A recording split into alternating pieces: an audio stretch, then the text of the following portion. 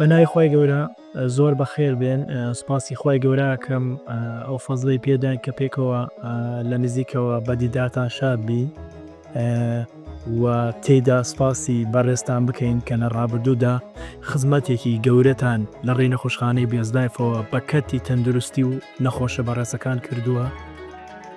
ئەگەر یەکێک لە شانازیەکەمان ئەوە بێت کە لە ڕابردووە خزمەتێکمان کردووە، شانازیەکی ترمانەوەیە کە ئیسە نەخۆشخانەی بێزدایف خاوەنی پۆلێک بۆردێ لە دکتۆری پسپۆڕە کە تێیدا خزمەتێکی گەورە و فراوان بە کەرتی تەندروستی و چارەخوازە بەڕێزەکانەکە لەو زۆنەدا.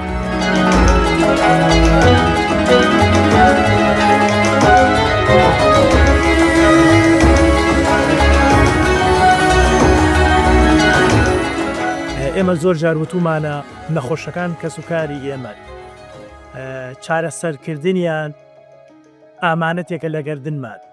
لەم ڕوانگەیەوە کوالێتی و هەرزانی لە پێشینەی هەموو ئەو خزمەتگوزاریانەیە کە نەخۆشخانەی بێزدای پێشکەشی ئەکات. دڵسۆزی ئێوە و خامخۆری ئێوە بۆ پیشەکەتان بۆ کەرتی تەندروستی و داواکاری نەخۆشە بەڕێزەکان وای لە ئێمە کرد کاتی ئەوە هاتۆ ئیتر بێزدایك هەنگاوی گەورە بنێت.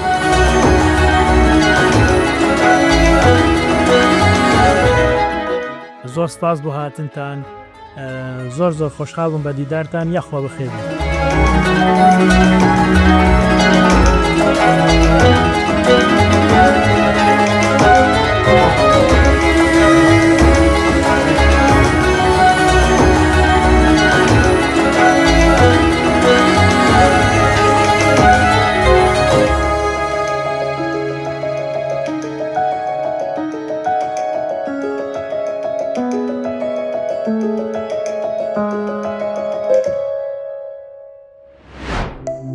نەخۆشخانەی بێست لایف، تەندروستیت بە ئێمە بسپێرە.